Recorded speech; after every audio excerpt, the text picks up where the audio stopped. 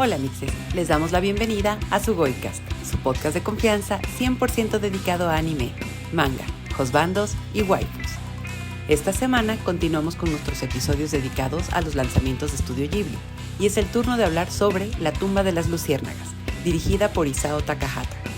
Analizamos lo poderosa que es su historia, la fuerza que hay en sus detalles y las nuevas reflexiones que tuvimos ahora que la volvimos a ver muchos años después. Esta película, por el momento, únicamente está disponible para compra en DVD y Blu-ray.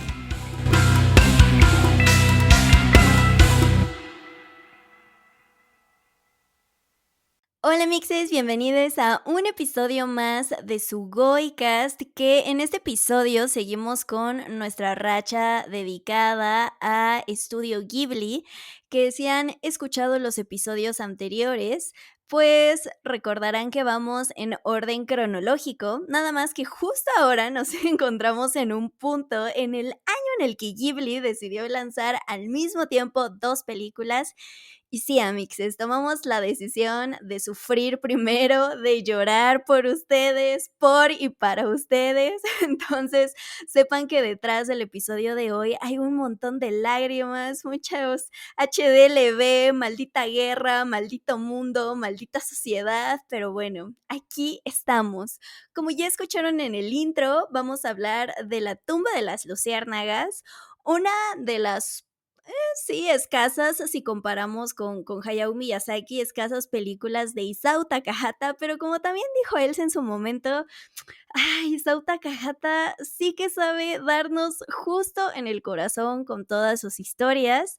Pero bueno, ya nos iremos clavando recio en esta historia que se destaca por ser no solo una de las más oscuras, sino crudas y tristes, no solo de Ghibli, sino creo que del mundo del anime en general. Prepárense, amixes, agárrense su cobijita, sus Kleenex para llorar junto a nosotras mientras escuchan este episodio. Pero antes que nada, mi hermosa Elsa, ¿cómo estás? No, esta película sí, yo no dejaba de pensar, ¿por qué me hago esto? Como que activó varios recuerdos que yo tenía súper escondidos en mi mente, y uno de ellos era cuando la vi, fue en una de estas funciones especiales en el cine, me dije, bueno, ya la vi, ya no tengo que volver a verla en el futuro nunca más. Ya cuando me pregunten, ¿ya viste La tumba de las luciérnagas? Yo diré orgullosa, sí, y nunca más. Pero pues luego tenemos este hermoso podcast, este hermoso proyecto en el que estamos muy dedicadas a ver anime y a reflexionar y a clavarnos en la textura. Y wow, no, de repente fue no, Elsa, vas a tener que volver a pasar por ese suplicio. Y no sé si cuando la vi en cine, como iba con un ex y con amixes, recuerdo no haber llorado tanto, pero en esta segunda vuelta, después de muchos años, pues que serán tal vez unos 6, 7, no sé, no, amixes, no, estaba yo en la sala de mi casa destrozada, eran unos lagrimones desde el intro, desde los primeros 10 minutos. Bueno, de verdad, para mí fue una cosa barbarísima recordar todo esto. Y además le comentaba a Abby que no me acordaba de muchos detalles. Además, creo que verla ya a mis 35, sí es como de un, güey, sí, o sea, concuerdo totalmente. Maldita guerra, maldita gente, maldito todo en general. Pero creo que una de las primeras cosas que me gustaría resaltar de esta película y que me hace pensar un poco en el género de guerra es que esta película se enfatiza muchísimo el sufrimiento de la gente que no tiene nada que ver con la guerra. Creo que eso es lo que más me emperra. Quiero empezar este episodio con eso. Yo ya aquí en su vocera antiguerra favorita. A ver, hay que reflexionarlo bien. Las películas de guerra, la mayoría, y al menos las que he visto, porque obviamente no puedo yo decir que todas son, eso sería una falacia muy pretenciosa de mi parte, pero de las que he visto siempre pues es, digamos, el protagonista soldado, el protagonista que nos hace ver que hay algo como un poquito glamorizado en la guerra o no sé qué, como que esos son los tipos de películas de guerra a las que siempre he visto, pero son un poquito más, y creo que vienen más de Occidente, más de Estados Unidos, aquellas donde es el soldado que salva a todos, el heroísmo que recae en el soldado, ¿no? Pero puta, el discurso de lo que perdemos con la guerra, la familia, las casas, los hogares, los recuerdos, híjole, y siento que esta película lo engloba muy cabrón, y creo que después ya, ahora con esta nueva madurez que habita en mi ser y verla, sí dije: "Esta es una de las historias de verdad que no quisiera volver a ver". Ahora, después de esta segunda vuelta, no sé si una ingenua yo se está diciendo: "No, Elsa, afortunadamente no tendrás que verla una tercera vez", pero quién sabe, miren, yo ya ya no vuelvo a dejarle las cosas al destino, pero todo esto para decir que creo que con Ghibli es más factible que te acerques por películas como Náusica, que ya lo hemos hablado, por todo esto de la historia del cine, o Totoro o Chihiro. Y en el caso de La tumba de las luciérnagas, creo que esta es una de esas películas que te acercas justo por recomendación de los demás, pero que todo el mundo te dice que no veas. Yo me acerqué a ella porque hubo un festival de cine en Cinemex y fue la primera vez que la vi. Y siempre, creo que ya lo he comentado en algunos live y en algún otro episodio, que pues es de esas películas donde una amable señora entró con sus hijos y en el cine pues de repente ve la escena de la madre vendada y ensangrentada y la señora tomó a sus niños y se salió de la sala. Y yo, señora, esa es una de las decisiones más honestas que va usted a tomar en la vida. Y les digo, como que más bien yo llegué a esa película a través de la opinión, ¿no? Como que todo el mundo siempre me la recomendaba, me decían: "Güey, si te gusta el anime es algo que tienes que ver". Y la vi y sufrí y simplemente la guardé en el baúl de nunca más. Tú, Abby, ¿cómo llegaste a esta película? También recuerdo que no sé si estuvo en los DVD, en el box set, hay un rollo ahí, después platicaremos de eso, pero hay algo muy extraño pasando con La tumba de las luciérnagas, porque Amixes, vale la pena mencionar, no está en Netflix. Sí, no, de hecho, no está, digamos, en el catálogo fijo de ninguna de las plataformas, pero sí, ya también más adelante entraremos en el detalle del por qué.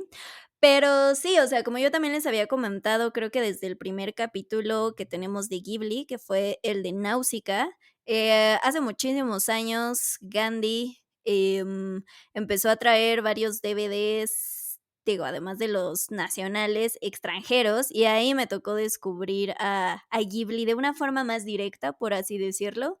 Y sí, uno de los DVDs que también compré fue La tumba de las luciérnagas, y como dijo Elsa, a pesar de que ya había visto, leído advertencias de la película más triste y oscura, y el resto de descripciones que ya dijimos, dije: "¿Saben qué? La tengo que ver". El morbo, por supuesto, que me ganó, la compré, la vi, lloré profundamente, dije: "Sí, sí es muy, muy triste, cruda y llegadora". Pero yo siendo la persona que hace no mucho recomendó alegremente a Elsa que viera Madoka Mágica, esperando que llorara con el tercer episodio, que también le ha puesto personas Full Metal Alchemist Brotherhood para ver cómo reaccionan a ese cuarto episodio. Sí, también fui esa persona que al tener La tumba de las luciérnagas le puso a mixes conocidas esa película porque dije, si yo conozco este sufrimiento, más gente debe de conocerlo. Debo de admitir que solo fue una faceta, quizás la he visto en total ya con esta revisitada como 5 veces, pero al igual que tú, Elsa, o sea, ya habían pasado, yo creo que al menos unos 10 años desde la última vez que la vi. También me recordaba llorando, siempre, siempre llorando de principio a fin, con lágrimas a todo lo que da. Cosa curiosa que le comentaba a Elsa antes de empezar a grabar este episodio, ahora me mentalicé tanto, tanto, tanto en lo que iba a ver, en el sufrimiento, en todo lo que iba a pasar, que no lloré como las otras veces, sí seguía sintiendo ¿qué será? Una vez ese escalofrío, un corazón roto con algunas escenas, pero sí, ¿no? Sorpresivamente mi cerebro dijo: "A huevo, yo te sostengo, ya sea que vamos", y no lloramos tanto. Pero, pues sí, amixes, sí es una historia, muy muy fuerte, y digo, si no la han visto, que yo quisiera suponer que sí, pero si todavía no se han aventurado en esto, la película cuenta la historia de Seita, que es un adolescente de 14 años, y su hermana menor Setsuko, que tiene 4, mientras, pues, prácticamente luchan por vivir por su cuenta después de que su hogar es destruido por un bombardeo estadounidense que además, mata a su mamá. La historia se desarrolla en los últimos días de la Segunda Guerra Mundial. Y que creo que es importante mencionar desde ahorita, quizás como datito curioso, que la historia se basa en una narración del mismo nombre, que igual es semiautobiográfica, que le escribe Akiyuki Nosaka. Y sí, amixes, él también vivió esta lucha por vivir en los últimos días de la guerra. También tuvo una hermanita que al final de cuentas murió por desnutrición. Pero eso no es todo, amixes. O sea, la historia también de cierta forma es muy personal para el director Isao Takahata, porque él también vivió el ataque de un bombardeo en la ciudad de Okayama en 1945, cuando solo tenía 9 años de edad, amixes. O sea, la película es cruda en sí misma, pero creo que al saber que la persona, ahora sí que escribió la historia original detrás de ella, lo vivió y que además el director que retrata toda esta historia también vivió algo parecido, creo que lo vuelve algo muchísimo más crudo. Y ahora sí que creo que basta con ver los primeros minutos de la película para saber el nivel de crudeza que vamos a ver. O sea, siempre hemos dicho aquí en Suboicast en varios episodios lo importante que es en las series el primer episodio. En caso de las películas, los primeros 5 a 10 minutos son elementales para atraparte.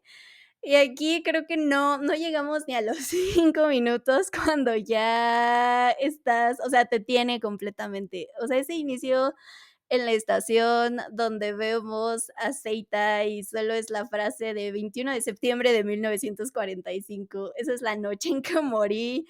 Dices, ¿qué? Y poco a poco te van diciendo que entonces todo lo que vamos a ver es un flashback técnicamente de cómo llegamos ahí, cómo llegamos a su muerte. Ahora que la volví a ver, sí dije: "Carajo, qué manera tan peculiar de entrar a una historia".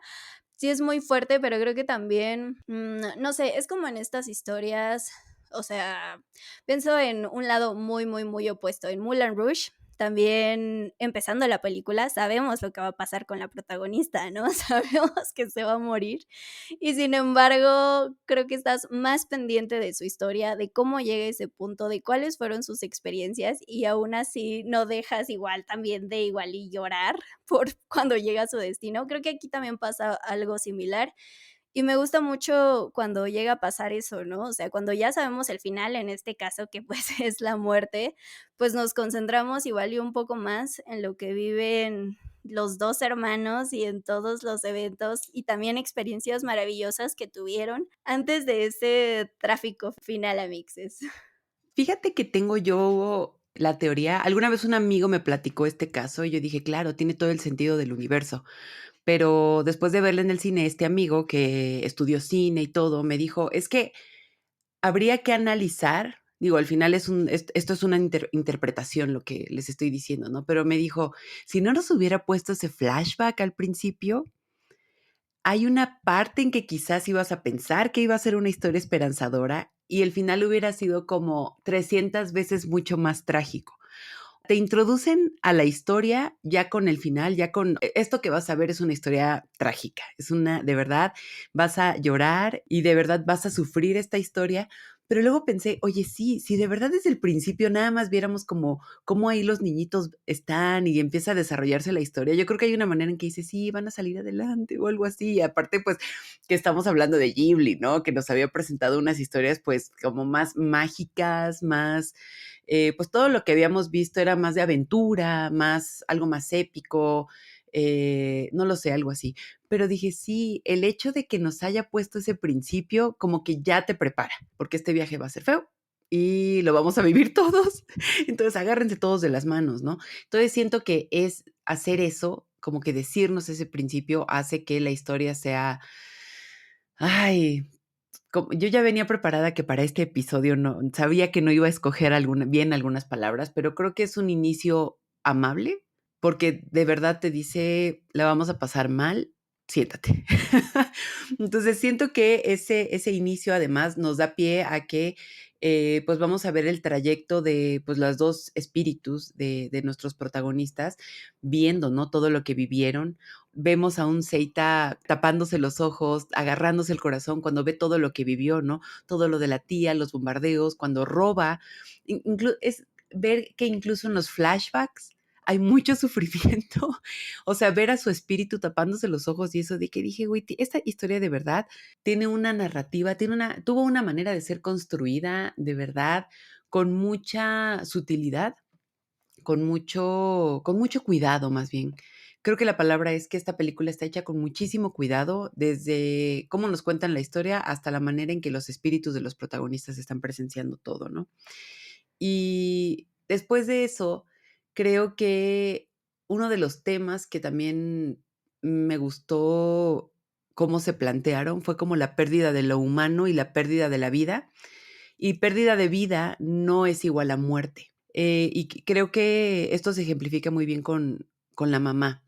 Cuando empieza el primer bombardeo y ellos tratan de ir al refugio y etcétera, y la mamá, pues, es interceptada por una de estas bombas y la tienen en este como hospital vendada y sangrando.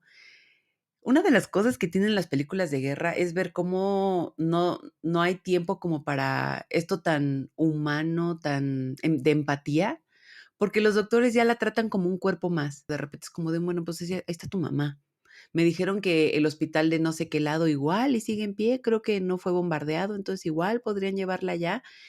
Y de repente pasan 3 días, o no sé, no recuerdo cuántos días, y de repente vemos el cuerpo de la mamá ya con gusanos y ya todo terrible, y pues es como de un, pues ya llévensela, o sea, ya no hay más. Esta pérdida de lo humano, esta pérdida de la empatía, y no solamente eso, sino como que ya ver todo de manera pragmática, creo que esa es una de las cosas que a mí de verdad me arranca el alma en las películas de guerra. Yo por eso no las soporto mucho.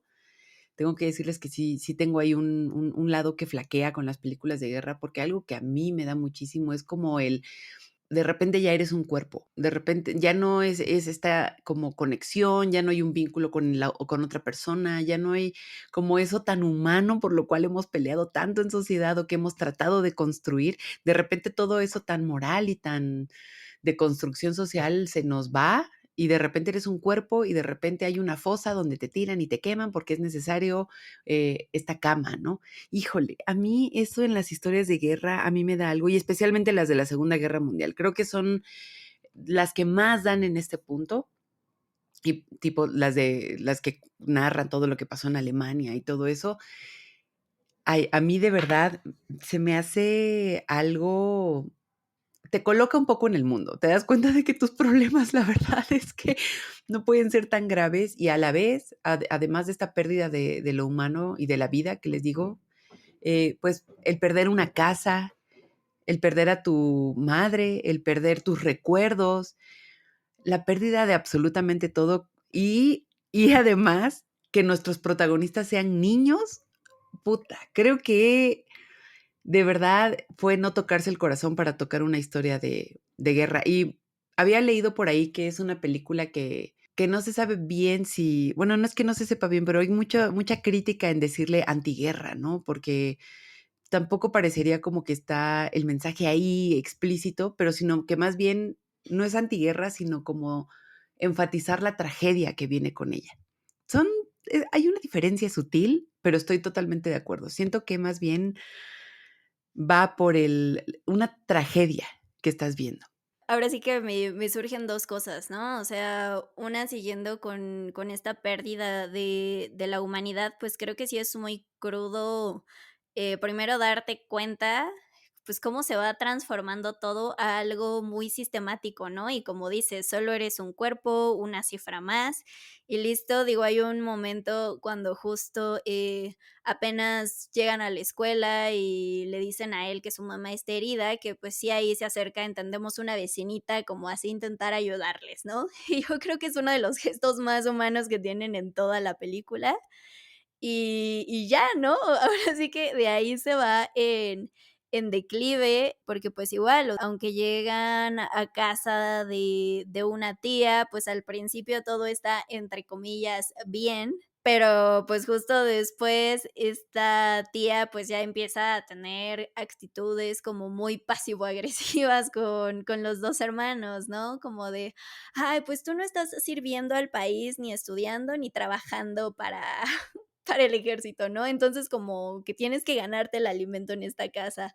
Ay, es que tu hermanita llora todo el tiempo y mi hija que sí estudia y mi inquilino que sí trabaja para este país no pueden descansar, o ¿cómo los voy a tratar igual a ustedes que estos héroes, ¿no? De la nación.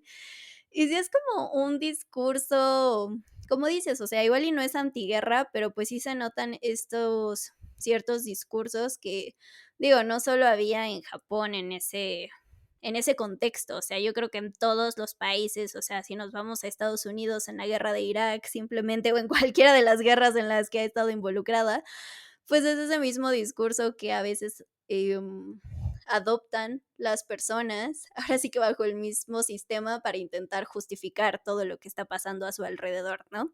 Pero, pues, sí es justo el qué coraje, que es como de, güey, son 2 niños que perdieron todo, o sea, su casa, su mamá, su papá, piensan que está vivo en ese momento porque es un militar, pero, o sea, recordemos que estamos en el 45, o sea, eran cartas y eso a ver si llegaban, y obviamente en tiempos de guerra, puta, pues, obviamente 1000 cartas perdidas, o si es que llegaban o no.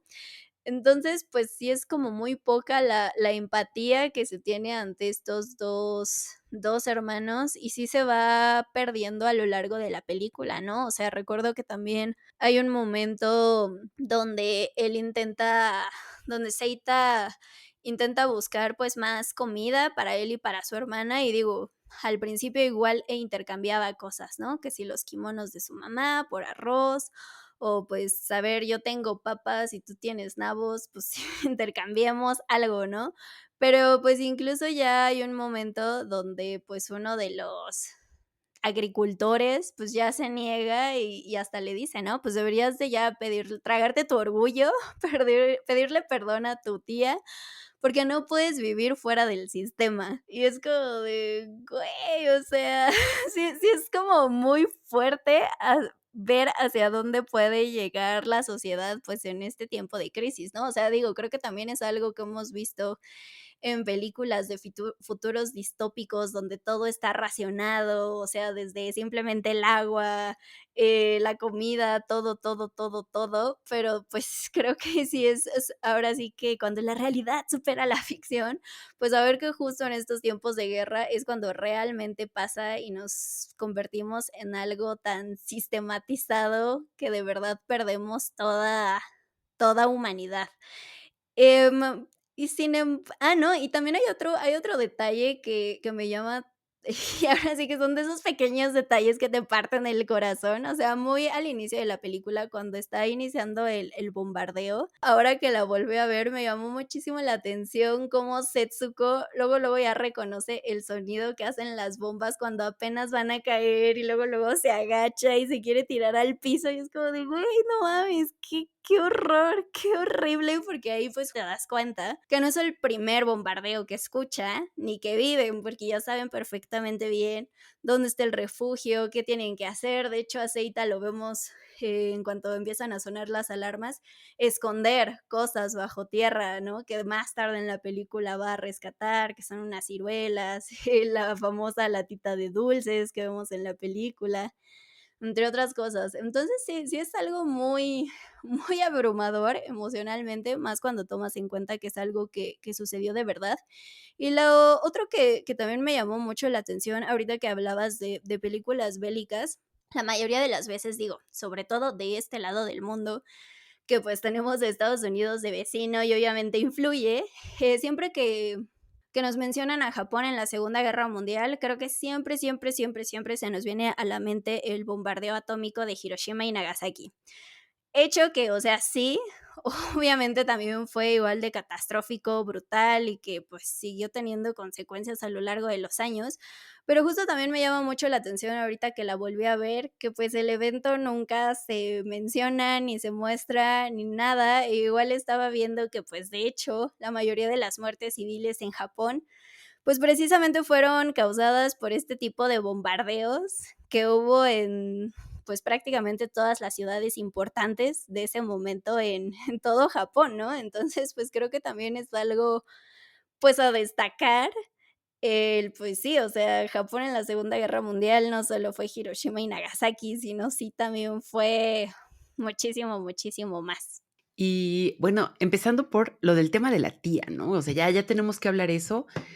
A mí, algo que me dejó, que es un pensamiento muy extraño, porque parecería que en tiempos de guerra no es una prioridad, pero después de verla esta segunda vez, ya con más años cumplidos y con nuevas ideas, es la idea de dignidad. Creo que otra idea que también he reflexionado un poco es que sobrevivir no es vivir.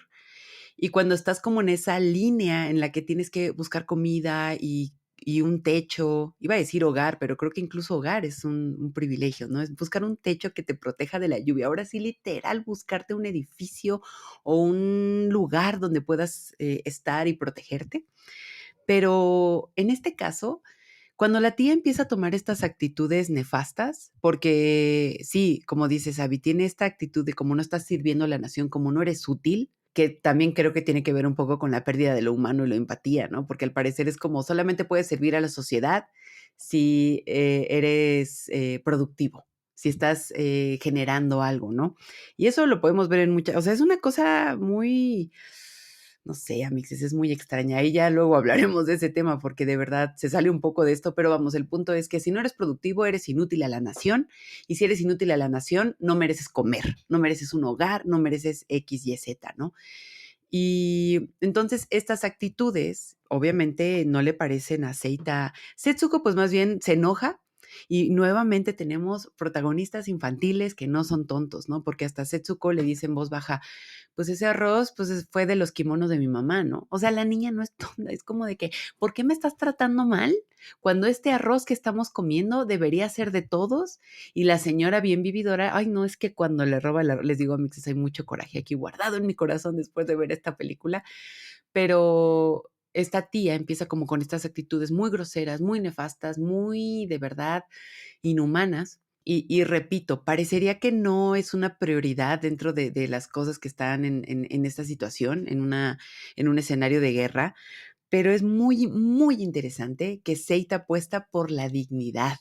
Híjole, amixes, miren, no sé, evidentemente, toda la situación que vemos en la película creo que se sale por completo de todas las cosas que yo he vivido, pero el hecho de que se apueste por la dignidad, de que es una idea muy, muy extrema la que voy a decir, pero casi, casi fue un prefiero lanzarme a la muerte segura antes que seguir en tu casa y soportar un insulto más. Ay, amixes, de verdad, qué decisión, porque efectivamente desde que la mamá muere, estos niños se quedan sin, pues sí, sin protección, sin alguien que los guíe. Son solamente un par de niños en época de guerra, por el amor de Dios. ¿Qué iban a saber? Es lo mismo que hemos dicho cada vez que hablamos de un anime protagonizado por alguien joven, ¿no? ¿Qué va a hacer alguien de 16 años preocupándose por la renta? ¿Qué va a hacer un chavito preocupándose por conseguir comida, ¿no? En esta película que es de guerra, inspirada en hechos reales, pues es lo mismo. ¿Qué va a hacer un chavito? ¿Cómo va a conseguir comida?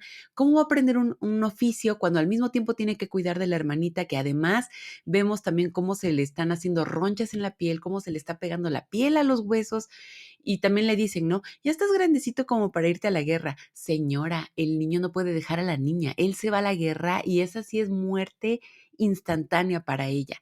Entonces, de verdad, apostar por la dignidad en este caso, en un escenario donde tu prioridad es buscar comida y buscar un hogar, pero al mismo tiempo ellos decidieron irse por dignidad y aparte cuando se despiden, ¿no? Piden prestada la carreta, agarran sus cositas y él les dice, ya me voy, hasta luego. Y no sé, Abby, aquí te dejo aquí una preguntita antes de continuar con todo esto que tengo en el corazón, pero cuando se despide la tía de ellos, ¿crees que se arrepintió? Yo vi una mirada ahí extraña, porque yo creo que, no sé, esto ya es trabajo de interpretación, ¿no? Pero cuando vi a la tía como despidiéndose y todavía gritándole a la niña, yo dije, güey, ya, tu arrepentimiento ya no tiene lugar. ¿Tú qué piensas? La verdad es que sí, esa señora sí se merece todo nuestro enojo del mundo, Pero, o sea, creo que estas muestras de dignidad que mencionas de Seita, pues, lo vemos desde que compra su propia, estufa chiquita, ¿no? Y todavía la tía lo dice enojada como de: "Ah", y el muy descarado se atrevió a comprar la cocina en lugar de disculparse o algo así. Es como de: "Pues, señora, pues, ¿qué esperaba también usted?", ¿no? Pero, o sea, en esta escena que mencionas, no sé si sea arrepentimiento o incluso sorpresa, porque también me acuerdo y a mí también, pues, se me hizo algo como, no sé, como muy tierno en medio de toda esta adversidad y decadencia, que, pues, cuando Seita agarra la carretita y se va, pues, Setsuko va a su lado y Setsuko se va riendo, o sea, ella es la más feliz del mundo y la tía sí es como de: "Güey, ¿qué pedo?". O sea, ¿por qué está feliz si? No sé, o sea, me imagino que pensó él, si aquí tenía un techo y quién sabe a dónde van a ir, o sea, ¿por qué está tan feliz, no? Y creo que eso es algo que se mantiene en toda la película y que igual y también te puede o perturbar o o sea, pero no perturbar como te perturba algo paranormal, o sea, que te quedas igual de la tía de, o sea, ¿por qué está tan feliz? Yo estaría berreando en el piso, llorando sin saber qué hacer, o te puede dar un aire de esperanza, que creo que también es algo que, aunque sabemos lo que va a pasar, se respira en toda la película, porque los 2 hermanos, sorpresivamente, siempre deciden sacar o ver lo mejor de todas las situaciones que se les presentan. O sea, y me voy desde incluso un momento más temprano en la película, que es igual en la escuela, o sea, Seita ya sabe que su mamá, pues, está súper mal. Pero Setsuko, pues, le dice que quiere verla, ¿no? Y él le dice que no, que otro día, que cuando esté mejor, y ella se pone a llorar.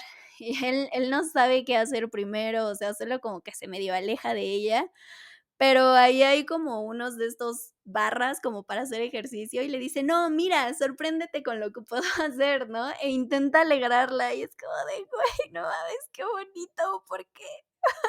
Insisto, yo estaría berreando también en el piso, hecha bolita sin saber qué hacer, y sin embargo, él trata de hacer cualquier situación en algo positivo. Digo, igual la están pasando súper mal en la casa de la tía, y Seita es como de: "¿Sabes qué? Vamos a la playa". O sea, íbamos a la playa y de hecho vemos un flashback de cuando alguna vez fueron con su mamá, que también es un recuerdo muy lindo, y pues deciden ir, ¿no? Y pasar una bonita tarde y ahí como hermanix viviendo la vida a lo mejor que se puede, o incluso hasta cuando van de compras y compran su sombrillita toda rota, pero ellos van felices bajo la lluvia porque están juntos, ¿no? Y sí es como de, güey, o sea, ¿cómo pueden mantener ellos mismos la esperanza y la felicidad en esos momentos? Y simplemente también, pues, creo que uno de los momentos más conmovedores, pues, es cuando ya perdieron todo, que están en este refugio y deciden recolectar luciérnagas y liberarlas ahí en medio de la oscuridad, y es como de: "Güey, no, ¿qué es esto?". O sea, les digo a mis exes, quizás no berreé mientras la veía, pero sí me sigue doliendo en el corazón todos estos momentos. Y justo hablando también de las luciérnagas, ahorita en un fun fact random, pero que igual se siente, a lo largo de toda la película, que se puede interpretar, pues, como una especie de metáfora, porque hay un póster, de los originales que salieron para la película, en la que si tú le mueves como el brillo, o sea, el póster son los 2 hermanitos, la oscuridad de fondo y miles de luciérnagas en el fondo, ¿no? Pero si tú le mueves como el brillo, se ve una de estas naves, de bombardeos de fondo, y entonces es como de, güey, ¿son luciérnagas o son bombas lo que están cayendo, o son ambas? Entonces, o sea, también ver la presencia de las luciérnagas durante toda la película y también los bombardeos, porque los bombardeos siguen, ¿no? O sea, no solo es el del inicio que destruye su hogar, o sea, a cada rato suena la alarma y tú también estás angustiada de decir, ¿ahora qué les va a pasar? Pero creo que justo ese juego de luciérnagas y las bombas también fue para mí de porque al final de cuentas, pues, ese mismo elemento de las luciérnagas, pues, siento que representa estos 2 aires que vemos en toda la película, ¿no? O sea, tanto las situaciones más mortíferas como ese icono de esperanza que se vuelve para los hermanos y para nosotras como audiencia con esa simple escena y ay, amixes, sí me voló la cabeza esto. Todo lo que nos muestra de la guerra en general es de verdad tan detallado y al mismo tiempo va directo al corazón. Siento que ese era el verdadero punto de todos los detalles que nos muestran aquí, porque también recuerdo que cuando meten todas las luciérnagas a la casa, al día siguiente, pues están muertas. Entonces vemos a Setsuko enterrándolas y entonces ahí nos damos cuenta de que la tía ya le había dicho a ella que la mamá estaba muerta. Es que también esa tía, amixes, esa tía concentra de verdad todo lo que no debemos ser en esas situaciones tan extremas. Nada le costaba ser empática. O sea, de verdad, ¿sabes qué también? O sea, esto ya como un poquito en dentro de los usos y costumbres en México, ¿no? Pero en los círculos amables de empatía de la familia mexicana, hay una cosa que a mí me encanta muchísimo, que es de: "No, pues ven a comer a mi casa, le pongo más agua a los frijoles", ¿no? Ese tipo de frases, amixes, a mí me encantan dentro de digo, yo sé que México no es como una tierra muy pacífica, es eso ese es tema de otra cosa, pues, pero el hecho de que existan ese tipo de cosas, ¿no? Como de tú ven, le echo más agua a los frijoles, que es una tortillita más, donde comen, ¿qué? Donde comen 2 comen 6 casi, casi. Yo me digo, güey, esas actitudes de eres bienvenido, aquí habemos cómo le hacemos, es algo que a mí me llena mucho el corazón. Por eso ver a esta señora negarle la comida, negarle la cocina, siempre diciéndole cosas a los protagonistas, de verdad era como de un güey que, de verdad, qué cretina y qué miserable tienes que ser como para hacer eso. Y de hecho también, si algo hace a esta película, son los detalles, como esto que mencionas de las luciérnagas, ¿no? Pero, por ejemplo, cuando están sirviendo la comida en la casa de la tía, a la niña le sirven más, al inquilino este le sirven más y le sirven con arroz en sus platitos y a los niños les sirven casi que pura agua, ¿no? O sea, son de esos detalles que hasta los protagonistas se quedan de, esto no está padre, o sea, todavía que diste las cosas de nuestra madre, nos toca menos comida y el hecho de cómo les grita, cómo les dice todo esto, es como de, güey, de verdad, qué mujer tan cretina. Por eso te digo que al final, cuando los ves, sí, puede que sea sorpresa también, pero hay una parte de mí que ojalá sea arrepentimiento. Es como de que un güey, de verdad, es que a ver, amixes, 2 niños prefirieron morirse antes que vivir contigo. De verdad, si eso no te enseña el significado de arrepentimiento, de verdad no sé qué lo va a hacer, pero en eso queda, ¿no? Y de las otras cosas que mencionaste que se me hicieron muy, muy, muy interesantes, es, en primer lugar, los pequeños atisbos de felicidad que tenemos en la película, que, por ejemplo, cuando van a la playa, ¿no? Cuando van a la playa es un día soleado, se bañan en el agüita. Desafortunadamente vemos que los problemas en la piel de Setsuko se intensifican, pero pues están ahí nadando y todavía pensando en el futuro todavía. O sea, en la guerra todavía estos niños se dan el lujo de pensar en el futuro porque le dice, cuando haga más calor te enseño a nadar. Y ese tipo de cosas te dices, ay, güey, no, es que está bien, pasa nada, vamos a seguir pensando en el futuro, ¿no? Como esa idea de esperanza. Esperanza es pensar que va a haber un día después. Y algo que interrumpe estos momentos de felicidad, que también me atrevería a decir son cuando tienen comida, cuando alguien es amable con ellos, o sea, son atisbos muy, muy chiquitos, son momentos muy, muy chiquitos porque creo que tampoco podrían darnos algo muy, muy feliz o algo muy luminoso porque estamos hablando de una película de guerra. En verdad, el hecho de que tengan una jarrita llena de arroz es un gran momento de felicidad en una historia de guerra. Pero algo que me parece muy impresionante es que todos estos momentos de felicidad siempre son interrumpidos por los sonidos de las bombas. Es impresionante, están en la playa, están jugando y empiezan las alarmas, ¿no? Y hasta las familias que están recogiendo sal se quedan de, wow, otra vez. Y cuando están pensando en su mamá, tienen estos recuerdos, ahí vienen las bombas. Cuando se están haciendo comidita, ahí vienen las bombas. Es decir, todos esos momentos de paz siempre, siempre son interrumpidos por estas alarmas que llega un momento en que de verdad ya es casi psicótico. Y uno como audiencia también dices, güey, ya, que no va a parar todos estos sonidos. Y de lo que mencionabas, que empiezan las alarmas y los niños ya saben cómo tirarse, cómo agacharse. Esa es una de las cosas que a mí me sacan muchísimo de onda de, pues, ¿qué será? Como las costumbres durante la guerra, porque me acuerdo que cuando Estados Unidos también está, pues, ya saben, Estados Unidos siempre está metido en todas las guerras, siempre. A Estados Unidos le encanta ir de invitado ahí a las guerras y hacer sus cosas, porque, obvio, Estados Unidos. Pero recuerdo que incluso ellos tenían sus videos para protegerse en caso de alguna bomba nuclear, ¿no? Los famosísimos videos, ahí se los vamos a dejar en redes para cuando salga este episodio, pero hay unos muy famosos que se llaman Duck and Cover, que son los que salían en la televisión estadounidense cuando todavía era blanco y negro, amixes, ahí en esa temporada de guerra, en la que una tortuguita les enseñaba cómo agacharse y taparse en caso de que hubiera una bomba nuclear. Y era como de que un güey, eso era algo pues, normal de enseñarle a los niños, ¿no? Es como de un, pues, amixes, estamos en época de guerra, entonces lo que les vamos a enseñar es ponte abajo de tu escritorio y tápate la cabeza y lo más probable es que salgas vivo de esa situación. Es como de un güey, híjole, qué, de verdad, qué estrés. Y de lo que mencionas, ni siquiera hay mención de las bombas nucleares en Japón. Vale la pena mencionar que esta película se desarrolla en Kobe, que además es un, pues, sí, no es las grandes ciudad, no es como estos lugares que comúnmente tienen más, el foco de atención, ¿no? Y que las bombas fueron en Hiroshima y Nagasaki, ¿no?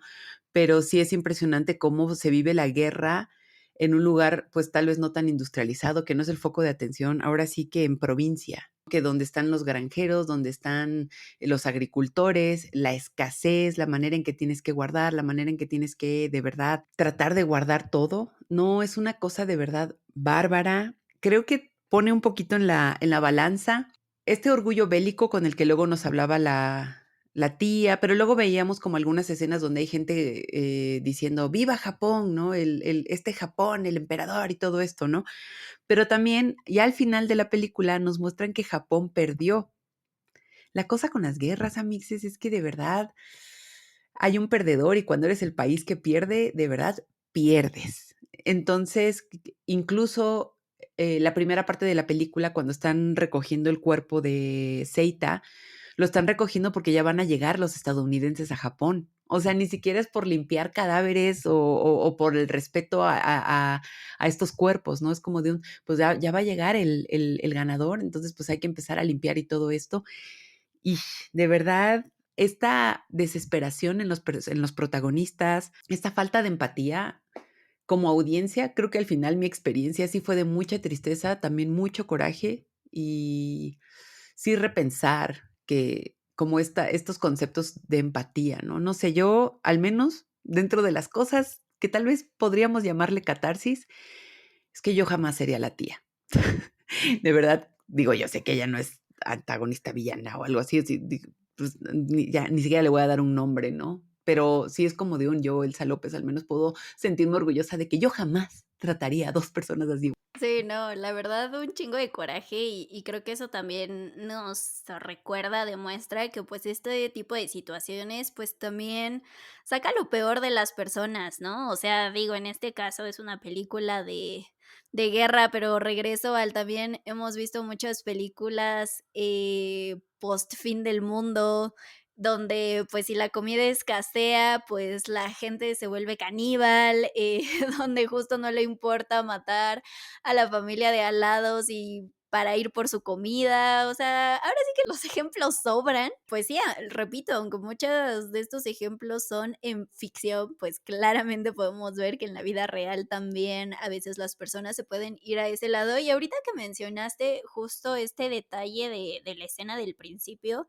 híjole, también ahora qué coraje me vio que también, o sea, quienes descubren el cuerpo, de Seita para recogerlo, y quien va pasando en la estación es como de: "Ay, un vagabundo, ay, qué asco, ¿qué hace esto aquí?", ¿no? O sea, como comentarios muy tal cual de, no sé, si fuera ahí una bolsa de basura que lleva una semana y es como, lo repetimos, o sea, esta pérdida de humanidad de, güey, es un ser humano que igual y hace una hora seguía vivo, pero nadie le ayudó, nadie fue capaz de sentir el mínimo nivel de empatía, de ofrecerle algo, de estirar la mano. Y además es todavía peor cuando descubrimos que Seita no es el único muerto en esa estación, o sea, ya vemos otra escena donde hay otros cuerpos más ahí que pues prácticamente terminaron en la misma situación pues de desnutrición, igual que Setsuko, ¿no? Que la evolución también de la enfermedad de Setsuko es brutal, ¿no? Empezamos con estas ronchas en su piel, en su espalda, pero después igual está el detalle que ella le dice, no, pues es que he tenido diarrea durante varios días. E incluso hay un momento donde Seita decide llevarla al doctor y tal cual el lector es como de, pues sí, tiene desnutrición, pero pues comiendo se le quita, ¿no? Y Seita con justa razón le dice, güey, ¿y de dónde quieres que saque comida? O sea, ¿cómo quieres que alimente a mi hermanita? Ya sé que necesita comida, pero ¿de dónde la voy a sacar? ¿Cómo, no? Y el doctor es como de, repito, al Isma de, debiste de pensar antes de nacer en la miseria, la que sigue, y sí, o sea, pasa la siguiente señora y hasta lo ve con cara de, ya vete niño, que ahora me toca a mí decirle mis achaques. Y los ejemplos, repito, los ejemplos sobran para ver la deshumanización que va aconteciendo alrededor de estos hermanos, pero justo también lo que decía, la evolución de la enfermedad de Setsuko, o más bien de su estado, pues sí también va siendo terrible visualmente. Tú también lo mencionaste, de repente ya vemos así tal cual sus costillas y tal cual la última escena donde la vemos que ya se estaba ahí llevando unas canicas a la boca pensando que eran dulces y ya prácticamente alucinando, sí son de, no, ya basta, ya basta. De verdad, aunque ya sabíamos cuál era el destino de los hermanos, porque lo vimos al inicio, sí creo que la desesperación te dice que alguien los salve por amor a Dios, que alguien llegue con una bolsa de papas o algo para alimentar estas criaturas, pero pues no, amixes, eso no pasa y repito, o sea, sí me da como mucho, no sé, como más dolor el pensar que se basa en una historia semiautobiográfica, pero es una de un millón, ¿no? O sea, de millones de personas que han vivido algo similar en cualquier guerra. La tumba de las luciérnagas también es una historia que nos muestra los extremos a donde te puede llevar la desesperación. Por un lado, Seita, él nunca quiso robar, ya sabes, que él quiso ir a hacer todo legal, pero obviamente cuidando a la hermana. Porque sí, a ver, la solución era, pues sí, pudo haberse ido al ejército a morirse. O sea, de cierta manera, todos los caminos llevaban a la muerte. Pero bueno, ok. Si él no hubiera estado con su hermanita, pues sí, tal vez el camino fácil, entre comillas, era irse al ejército, apoyar con algo, aprender un oficio, porque vamos, no tenía por qué cuidar a alguien, ¿no? Entonces eso como que pudo haber sido ahí otro escenario, pero pues no, ¿no? Entonces tiene que cuidar a la hermana se está muriendo de hambre, entonces él dice, pues ni modo, no, vamos a tener que robar de campos, ¿no? Y empieza a robar que las papitas, que empieza a robar plantas, empieza a robar árboles, lo cachan, lo llevan a la policía y hasta el policía es como de que, señor granjero, no está viendo, pues, o sea, no está viendo que el niño se está muriendo de hambre y le robó, pues, ¿qué más vas? Y todavía le dice el granjero, ¿no? Ya le pegaste, incluso no lo voy a acusar a él tanto de robo como a ti te voy a acusar de abuso y el granjero se va, ¿no? Es como de que, ay no, qué estrés. E incluso es terrible, ¿no? Que el momento en que roba un primer tomatito y lo muerde, hay una especie de satisfacción, como que él dice, güey, algo está entrando en mi cuerpo y no solo algo, es algo nutritivo. Es la desesperación llevada a otro nivel por parte de Seita, que es esta desesperación por no poder hacer algo por alguien más que aparte es su hermana, ¿no? Entonces es ese tipo de desesperación. Y la desesperación que vemos con Setsuko es, la verdad, yo creo que quizás la más dolorosa. No sé, ya ahorita tratar de comparar dolores aquí creo que ni siquiera aplica, pero ella llevándose los botones a la boca para distraer el hambre y no solamente eso, comer piedras y comer tierra, de tanta hambre que tengo, me hago mis bolitas imaginarias de arroz y me las como y obviamente por eso también tiene una diarrea, tiene pues todos estos males, todos estos achaques y adiós, ¿no? Y creo que el momento en donde se condensa más la desesperación, especialmente para Seita, es este momento que dices con el doctor, porque aparte se lo grita, que hasta la señora se espanta, la que entra en lugar de él es como de que, pero ¿dónde consigo comida? O sea, ya es una desesperación de no se va a salir de esto. Y esto, pues también pues no es epílogo como tal, pero ya los últimos minutos de la película, pues, son tristísimos porque él decide ya sacar todo el dinero de la mamá. O sea, había dinero, pero había que racionar, ¿no?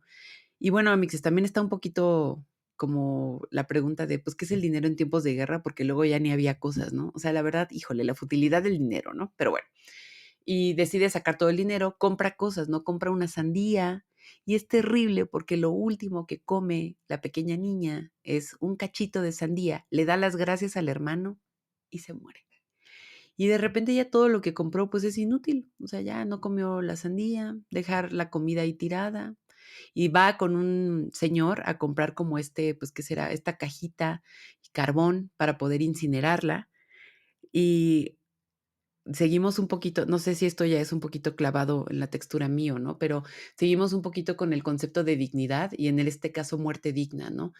Cómo murió la mamá en una fosa. De hecho, hay un cambio de escena rápido que a mí se me hizo aterrador, que es cuando Setsuko está, enterrando a las luciérnagas, y hay un flash rapidísimo donde vemos el cuerpo de la madre caer en la fosa, y dije: "¡Ah, su madre! ¡Qué crueldad!", de verdad, o sea, esto no era necesario, pero lo hicieron y okey, se derramó otra lágrima ahí.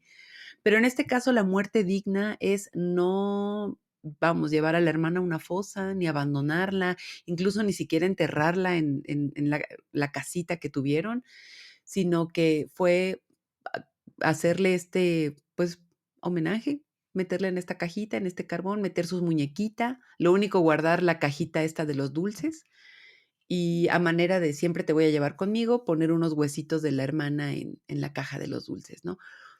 Es una muerte digna porque, pues sí, es un cuerpo que no va a ser no está en una fosa, no está perdido, no fue incinerado con otros cuerpos. Y me dije: "Ay, dignidad hasta el último momento". O sea, de verdad, qué dolor, o sea, una dignidad con D de dolor, casi, casi. Una cosa de verdad espeluznante, porque sí es uno de estos detalles bélicos donde dices: "Güey, pues era como iba a terminar". Y ya también él, a sabiendas de que ya no había por dónde, pues ya sentarse en una estación a esperar morir, ¿no? Y de hecho, uno de los conserjes ve otro cuerpo y dice: "Este ya se va a morir porque los ojos ya se están yendo para arriba". Ay, no, de verdad.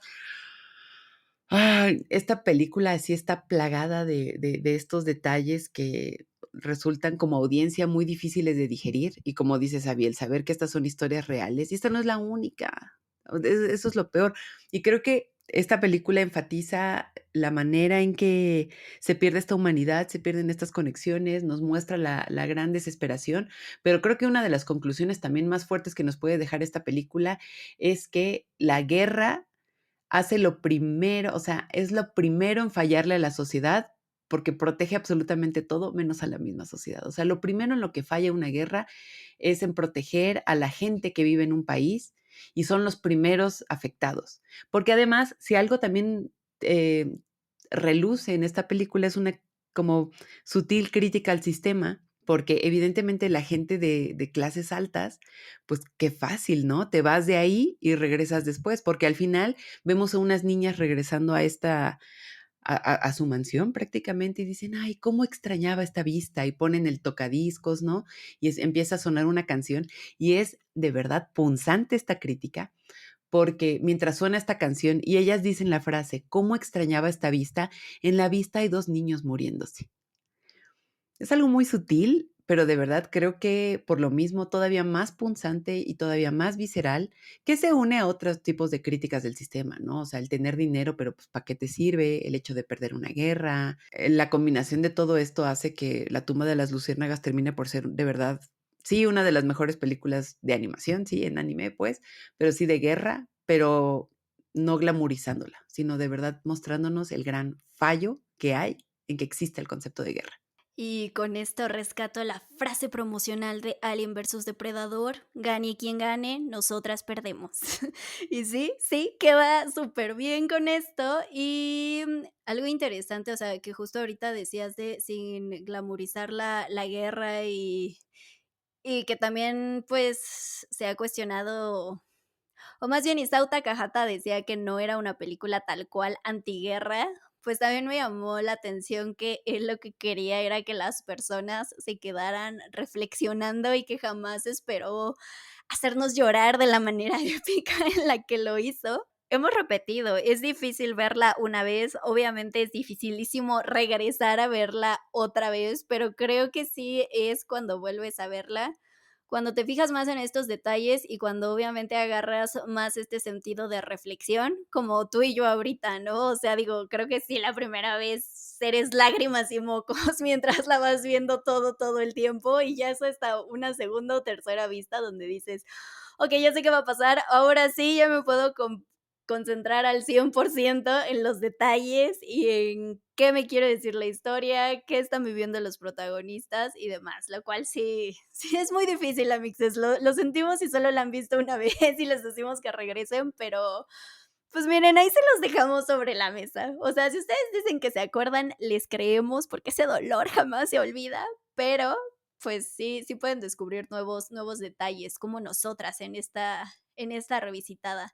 ¿Hay algo realmente que dirías que no te haya dejado satisfecha con la película? Creo que está muy complicado, o sea, porque creo que sí logra logra un montón de cosas. Creo que además es el ejemplo perfecto de lo que hemos dicho en todo su Boycast y que quizás era la intención del mismo Takahata de demostrar que la animación no es solo para niños, ni para contar historias bonitas, ni fantásticas, y que al contrario, o sea, que es un gran medio para también mostrar este tipo de historias tan crudas, porque de hecho, aquí va un datito curioso. Hay 2 adaptaciones live action de la obra, pues, original, o sea, del texto.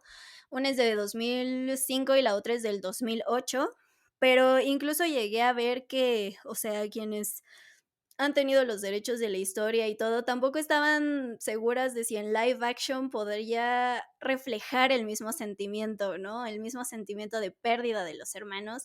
Y digo, yo no he visto esos live actions, pero pues creo que aquí queda perfectamente ejemplificado y representado. Pero bueno, ¿hay algo que pienses que, no sé, que le haya faltado? Yo creo que no.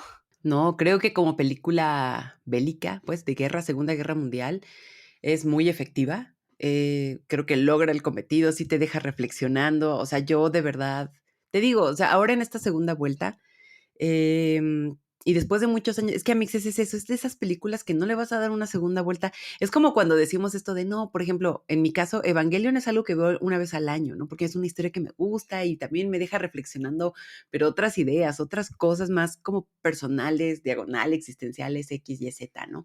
Pero esta película de verdad es como de que una tercera vuelta, híjole, pues ahí nos vemos en 10 añitos, ¿qué te parece? Tal vez cuando la vea a mis 45 haya nuevas ideas, no lo sé, pero ese cometido lo logra muy bien, te deja como estas ideas, me dan muchas ganas de ser un mejor ser humano, porque si es como de un güey, ¿por qué como sociedad permitimos que esto pasara? Entonces, todas estas reflexiones creo que son el resultado de una película bélica bien llevada a cabo. Y solamente creo que, o sea, no hay algo que yo diga, no me haya gustado, que me haya parecido, no, para nada, pero sí siento que es de esas películas que muy difícilmente dices: "Ay, la volveré a ver, ay, es mi favorita". Me atrevería a decir que tal vez de todo el repertorio de Ghibli, esta sí es la única donde yo digo: "No me da ni una ganita de volver a verla", honestamente. De hecho, creo que viendo el repertorio que tiene todo, el director, Isao Takahata, esta sí es donde yo digo: "No, esta no". Y ya lo he comentado en otros episodios, ¿no? Que, por ejemplo, el cuento de la princesa Kaguya también me hace llorar muchísimo. Hay algo con Takahata que me cae muy bien, porque de verdad me llega a, o sea, también las de Miyazaki, obviamente, pero él es como si fuera con una aguja ahí al corazón, una aguja así, pero el cuento de la princesa Kaguya es otro tipo de llorar. Es como algo un poco más personal, se me hace una historia súper conmovedora. Aquí sí hay algo que me mueve políticamente, me mueve socialmente, y creo que eso, pues, pocas películas luego lo logran. Creo que ese es como su gran objetivo. Entonces, no puedo decirte: "No, algo no me gustó", pero no la guardo en mi corazón como el resto de Ghibli. Es un sentimiento extraño, es como de un: "Me gustas, pero no te quiero volver a ver". Y bueno, Mixes, pasando a a nuestra hermosa sección de datitos curiosos, la verdad, complementando un poquito lo que decías, Abby, de pues la dificultad de poder hacer un buen live action con esta película y que más bien la animación era como el camino correcto, nos saca el que escribió esta historia corta. Creo que es una historia cortita, no es ni siquiera novela ni ensayo, es nada más una historia corta. Dice que había 2 factores principales por el cual como que no lo convencía del live action. Uno era, pues, los protagonistas. Creo que encontrar digo, yo no he visto los live action, esto ya voy yo con la seguridad que te puede dar la ignorancia, pero sí creo que llenar estos 2 papeles, estos 2 personajes, con un elenco infantil sí debe ser súper difícil, porque creo que esta historia, por algo que también enfatiza muchísimo, son rostros de sufrimiento. Es decir, cuando los personajes lloran, lloran de verdad, es un sufrimiento, es un dolor, de verdad es algo traumático para todos los que estamos viendo eso. Pero el autor también mencionó un detalle que se me hizo como bastante curioso, que es que él no creía que un live action podría lograr los mismos cielos rojos que hay durante un bombardeo y las mismas lluvias ácidas, ¿no? Las lluvias negras por las bombas. Entonces yo dije, güey, qué fuerte, porque efectivamente él, o sea, si esta historia se iba a llevar al cine, no podía ser con algo tan falso o algo que no se pudiera lograr. Y dije, güey, estás pensando en cielo rojo de guerra, que después vemos también en otras películas de Ghibli, ¿no? También en El Castillo Vagabundo, por ahí también lo vemos. O sea, el pensar en esos escenarios de verdad también es uno de esos datos curiosos donde yo dije, güey, para tocarse un poquito el corazón.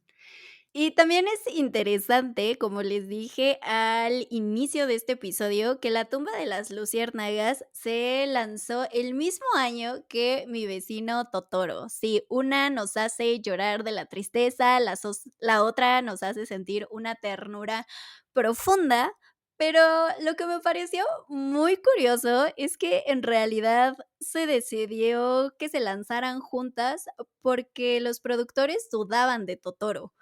O sea, dudaban de que fuera como una película, no sé, casi, casi inventada de la nada por Miyazaki y que tuviera como a una deidad pachona de protagonista, y eso les hacía dudar de si la película iba a triunfar o no.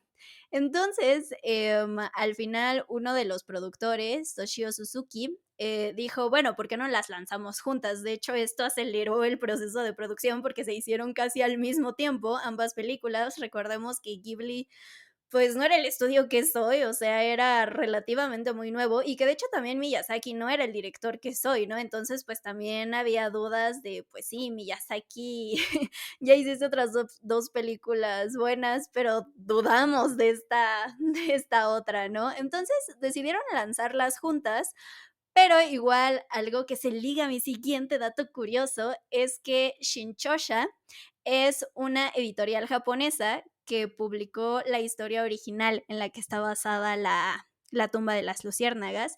Y Shinchosha decidió producir La tumba de las luciérnagas, esta película. De hecho, si la ven, después del clásico logo de Estudio Ghibli que presenta justo a Totoro, aparece el logo de esta editorial. Y de hecho, este editorial hasta el día de hoy tiene los derechos de distribución de la película y por eso es que cuando Netflix adquiere los derechos, pues no está esta película dentro de ese, digamos, catálogo que adquirió, porque las otras películas de Ghibli las tenía Tokuma Shoten, que era la antigua matriz del estudio, y pues esta película no entraba ahí.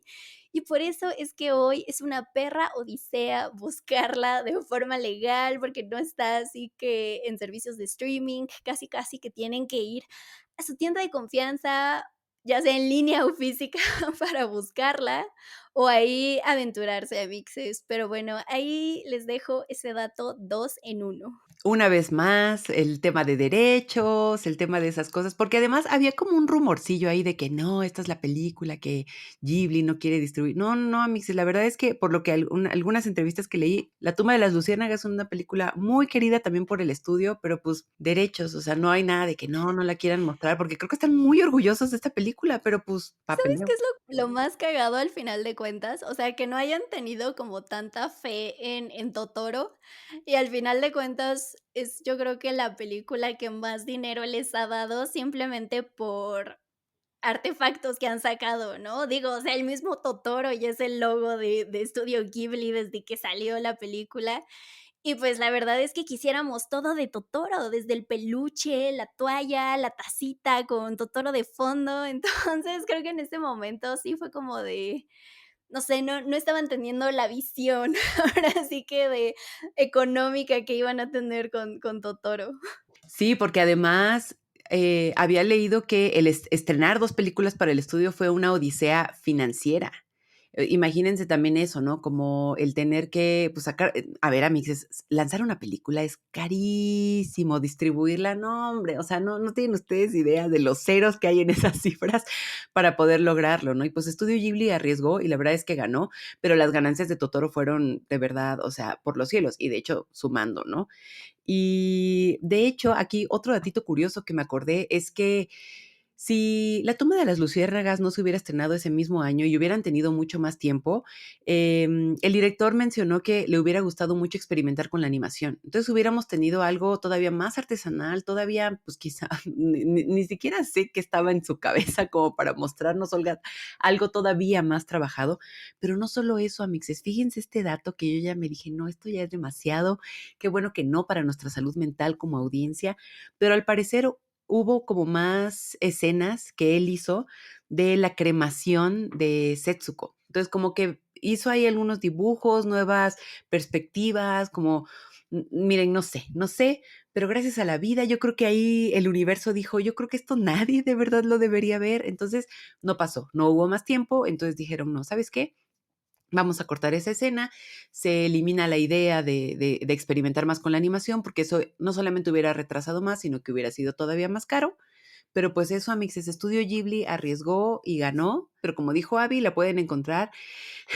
Pueden encontrar, a ver, Amixes, aquí les va la ironía de la vida. Pueden encontrar el Blu-ray ahí en Amazon, en su tienda de confianza, pero es lo que le digo a Abby, qué ironía que la película que de todas las películas de Ghibli que me gustaría tener una edición especial aquí en mi casita, o sea, ahora habita en mi hogar la única película que sé que no voy a volver a ver en otros 10 años. Ay, no, pero bueno, esto obviamente, pues miren, amixes, ya cada quien sabrá qué cosas ve en su casa y si quieren ver esta película, pues adelante, pero ironías de la vida, ¿qué les digo yo? Y bueno, amixes, luego de esta tanda de datos curiosos, pasemos a las conclusiones que, híjole, amixes, pues como ya escucharon, sí es una película muy difícil de ver.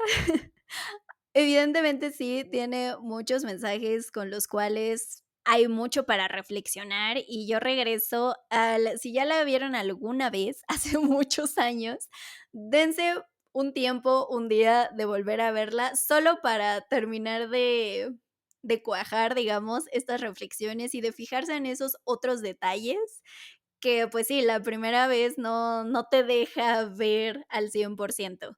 Pero sí, sin duda, pues, al final de cuentas, creo que es algo que aplica para toda la vida, que la guerra es una porquería, mixes. Yo me quedo con eso, la verdad. Sí, pienso de la misma manera. Es que es eso, es una película que puedo decir que sí me gusta, sí la considero una obra maestra, pero amixes, también verla un domingo llorando mientras tomaba mi café y me comía un pan dulce, o sea, ya ese pan no era dulce de tanta lágrima, se los juro. Entonces, sí, es indiscutible que es una obra maestra, es una grandiosa película de anime, es una grandiosa película de guerra.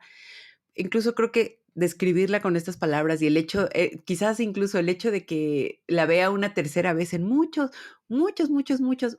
años, y si es que llega a pasar, pues casi que puede ser el mejor halago, porque creo que el mensaje queda más claro. O sea, ni el agua es tan clara como el mensaje de, pues, esta reflexión sobre la guerra, esta reflexión sobre la pérdida de la humanidad. Y quisiera resaltar nada más, porque creo que ese es el detalle que vi en esta segunda vuelta, lo de la dignidad humana. De verdad, el valor de decir, si en esta casa no somos bienvenidos, entonces no es un hogar. Y que además de todo esto político y social que nos plantea la película, creo que una conclusión quizás optimista de mi parte que puedo obtener es la de que una casa es un hogar cuando hay amor y hay respeto, y que ellos hayan apostado por irse a una muerte segura antes que no tener eso, híjole, Amixes, le da una nueva dimensión a esta historia. Y pues bien, amixes, ¿a ustedes qué les pareció la película? ¿También los hizo llorar de manera incontrolable? Si más bien dijeron, ay, me costó trabajo, incluso si más bien se niegan a verla, que es totalmente comprensible. Recuerden que pueden decirnos todos sus piensos en nuestro canal de YouTube, donde tenemos ahí los comentarios. También estamos en redes sociales, en Twitter, en TikTok, etcétera. Y ustedes dirán, oye, sí, pero ¿dónde? ¿Dónde específicamente? Miren, no se preocupen, aquí nada de angustias, porque en sugoicast.com pueden encontrar todas nuestras redes sociales, todo donde estamos, todo donde participamos. Ahora sí que nosotras omnipresentes. Muchísimas gracias por escuchar este episodio y nos vemos la siguiente semana. Bye.